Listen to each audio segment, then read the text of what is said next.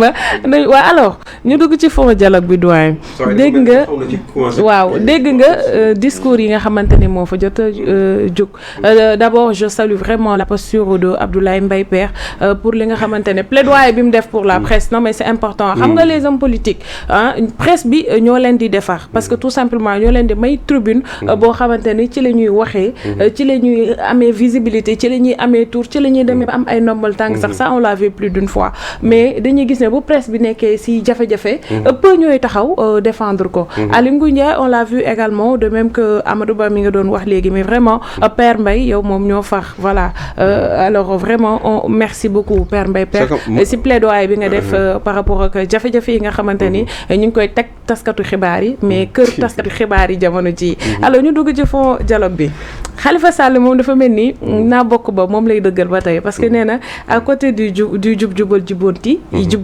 il faut y ajouter un jubau sincère alors Anta Babacar Ngom moom la mu xamle mooy un dialogue sincère loin des calculs politiques moom loolu lay sàkku ki nga xamante ni moom mooy Amadou Ba nag moom dafa proposer un plan de pacification politique articulé autour de 3 axes sànq maa ngi koy wax ci ndorteelu émission bi mu ne bi nga xamante ni moom lay njëkk sàkku muy la libération des détenus politiques à l'image de Abdou Nguer et les autres l'indépendance des médias maanaam xoxatal bi nga xamante ni ñu ngi koy def kër taskatu xibaar yi ñu bàyyi ko mais également une justice impartiale justice boo xamante ni day tëddee njaaxaanaay duñ ne une justice pour les pacifiens et une justice pour le reste des Sénégalais ak ñeneen ñi nga xamante ni yow peut-être jàngat nga forme dialogue bi. xam nga pour te dire Sénégal ku njëkk yeewu rek ni sa morom sàngul quoi. Malheureusement nous sommes dans un pays où non c'est sérieux nous sommes dans un pays où le corporatisme c'est-à-dire aujourd'hui dafa nekk benn réalité boo xam ne bu graaw a xoolal yow réaction bi nga am en tant que journaliste par rapport ak fàtte nga principe bu participation wu Mbaye Pekh mi nga xam ni qui est un communicateur traditionnel qu'on connaît à travers les régimes yi fi jaar Ablaye Wade notamment le président Macky Sall ensuite ak le concept de système nga xam ne moom la Pastef théorisé pendant 10 ans la lutte antisystémique bi nga xam ne moom moo leen taxoon a jóg moom loolu moom mooy nee na Ousmane Sonko moo ni lu tax mu jóg c'est parce que dafa bokk jàpp ni ñii fi nekkoon démb ak bërki démb à commencer par le président Ablaye Wade ba jëm ci kaw ñëpp ñoom ñoo motiver son implication en politique et que bu demee ba di ànd ak ñoom ba di toog di waxtaan ak ñoom ak di diviser ak ñoom jàpp na ni moom il est dans une posture beaucoup plus grave que système boobu muy xeex Ousmane Sonko ko wax tey li nga gis ci dialogue bi Ablaye Mbaye Pekh wax ko pour les journalistes je te rappelle que la lutte du peuple sénégalais est une lutte certes multiforme mais elle est aussi globale cette globalité il faut en tenir compte il faut toujours dénoncer des choses par principe pas par intérêt pas parce que vous êtes de la presse quelqu'un a fait un plaidoyer pour la presse xam nga lu yëngu la ko yëngal ko ëpp doole il faut couper le mal à partir de la racine parce que la lay dal yow en tant que presse mooy dal médecin ba mooy dal ëllëg keneen mooy dal keneen ñun ñëpp ñoo bokk problème yi ñu am ñoo ko bokk des problèmes de d'état yoo xam ni fonctionnement wu état de système bi ñu am ak état bi donc ku ci nekk da nga war a mën a sa morom gis ci boppam yow nga gis ci sa mais nag peut ñoo ñuy plaider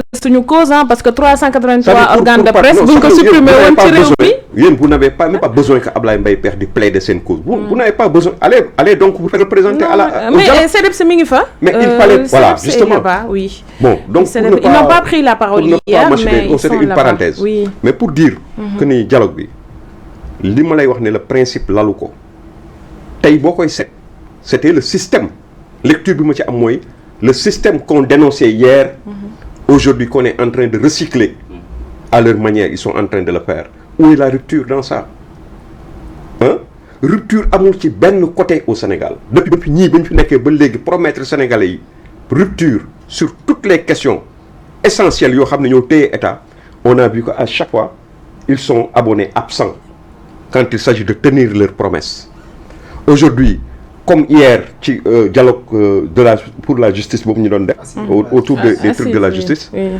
c'était la même chose les mêmes gens le même personnel qui revient ad vitam aeternam vous voyez encore le président, l'ancien président de l'Assemblée nationale, le doyen Moustapha Niasse qui vient. D'autres viennent sous prétexte que lii ak lale dañ leen nekkoon nañ fi amoon nañ fi ndomb tànk nangam ak nangam.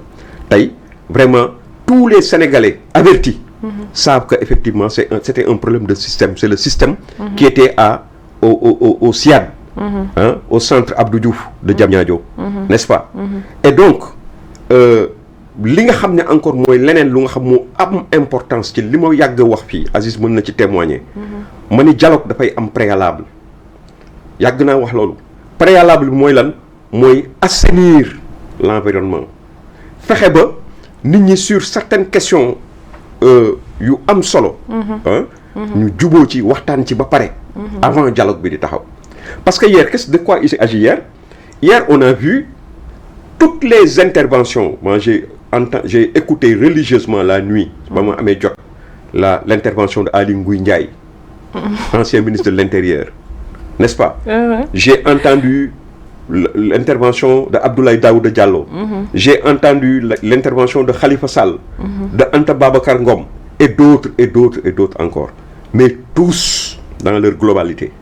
Xam nga am na ñu naan sax waaw pourtant casse nañu de nangam, il s'agissait pas de casse parce que casse boobu ñu ngi koy def li ñuy wax ñun ñoom loolu la ñuy wax dem ca dialogue ba.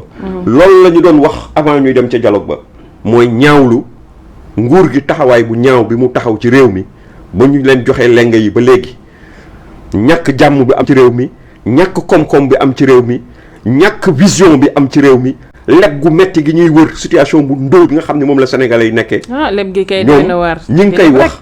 depuis bañ fi toogee ba léegi opposants yépp ànd nañ ci kàddu googu bokk ci yem ci benn kenn. tey li tax ma la doon wax naan ils sont en train de mettre la charrue avant les bœufs. pour aller vers un dialogue tous les régimes précédents lañ daan def mooy dañuy jël nit ñi entité yi waxtaan ak ñoom ku ci nekk lu jiitu dialogue waxtaan ba juboo ci dara su ko defee question yooyu. du ñëwaat di nekk sur la table parce que démb xuloo moo am démb. c'est-à-dire xuloo bu nga xam ne bu civilisé moo am. xuloo bu civilisé moo am boo xam ni. ku nekk da ngay ñëw wax li nga xam ne mooy grief bi la métti alors que les gens ils devaient passer directement sur des choses yoo xam ni da ngay xam ni affaire yi am na lu ñu aplanir ay difficultés yu ñu aplanir. mais démb dégg nga Anta Babacar Ngom a interpellé le premier ministre par rapport ak son truc le mot déplacé qu'il avait utilisé. de résidus pour montrer que les gens ne sont pas des résidus. mu toog dialogue moom bët ak bët. li avantage Anta Babacar rek mooy faj na soxlaam wax na ko li mu ko bëgg wax. ku mel ni Khalifa Sall il est revenu sur les injustices yi nga xam ne moom la ñu remarqué dans ce pays. di jàpp ay nit à tout bout de champ pour des délits d'opinion et cetera. Aly Ngouille Ndiaye a dénoncé ça encore quelle est la différence avec ce que nous avons fait à NFA amul différence li ñu doon def ci biir FDR amul différence la Khalifa Sall doon wax avant sax FDR di juddu donc. dialogue li ko jiitu mooy waxtaan d'abord ak ñi nga xam ne ñoom nga war a waxtaanal ñi nga seqal penc mi nga toog waxtaan ak ñoom ba ngeen am ay consensus fort yoo xam ni yéen a d'accord ci TDR d'accord ngeen ci lépp mais tey nga gis ku mel ni Amadou Ba ndeysaan xam nga dañuy wax dialogue bi mais les gens ils ne pensent même pas à Amadou Ba ils pensent à Khalifa Sall ils pensent à Aly Ngouille Ndiaye ils pensent à Anta Babacar Ngom. Pourtant, il a axé son intervention sur des points importants. Des points importants, mais ça veut dire que indépendance aux médias et justice impartiale. Avec libération des détenus politiques. De fait, il est dans la mouvance présidentielle. Nous bari aussi jàpp nañ ni c'est pas un opposant. Alors que en principe c'est le chef de l'opposition. Bu ñu jàppee ci ni présidentiel yi moom moo doon le candidat qui est sorti deuxième. Même su fekkee ni il était candidat de la majorité bi génnoon sortante. Donc ñun li ñu jàpp mooy gis nga loolu muy wax ñëw ba ci dialogue bi ci buntu dialogue bi ah. Oui, on s'est rendu compte que nekkul chef de l'opposition. Mais bien sûr parce que bi APR ñëwee. On a vu que APR ñoo nekk deuxième ginnaaw Amadou Ba nekk ci ginnaaw. Mais bien sûr ce qui veut dire que moom kon APR moo ko doon porté. Mais bien sûr Amadou Ba kase. donc bu demoon opposition. Mais bien sûr il y avait une coalition derrière Benno Bokk Yaakaar. donc pour dire que. tey par exemple boo ko gisee en marge du truc mu ñëw taxaw ñu ngi koy interviewé ñëpp naan mi ngi ñaawlu ni pourtant nee na waxoon naa leen nañ ci dugal les questions économiques. mais dugaluñ ci les questions économiques alors que ñun ñu wax nañu buñ ci dugaloon les questions économiques ak lu ñu mën a def lu mu metti comme ni mu ko waxee parce que c'est vrai. mais dialogue sur le système politique aussi c'est clair comme l'articule le titre loolu la vocation économique mën a nekk. dialogue sur le système politique. dañu ni su fekkoon loolu la ñu jël. comme par base u dialogue bi. sur la difficulté yi nga xam ne moo am ci réew mi sur le plan koom-koom. su fekkoon loolu la ñu teg sur la table bu nekk ci TDR yi. personne n'aurait le droit de refuser de participer au dialogue. moom la Cheikh Bara wax. mais oui bien sûr mais je l'ai dit à travers ton plateau. Combien de fois 4 ou 5 fois. si bien sûr si ces questions étaient sur la table. n'importe quel amul par patriotisme tous les Sénégalais parce que li ñuy dund. askan wi yëpp a koy dund. mais quand le premier ministre lui-même ma nga toog croiser le premier ministre lui il est cohérent avec lui-même. Lui, il n'est pas d'accord avec ce dialogue. Il l'a exprimé, il l'a montré. Mais paradoxe pour paradoxe doyen. xam naa Aziz su ma toppee doyen nu wala jox parole. paradoxe pour paradoxe le premier ministre qui traite l'opposition de résidu. et tey mu ñëw toog ak résidu yi. mais mu ñëw toog. mais est-ce que tu l'as vu prendre la parole au nom de son parti politique? Parce qu'il représente un parti politique aussi. Les gens qui étaient, ils n'étaient pas parce que lii wala la c'est des gens qui dirigent des partis politiques.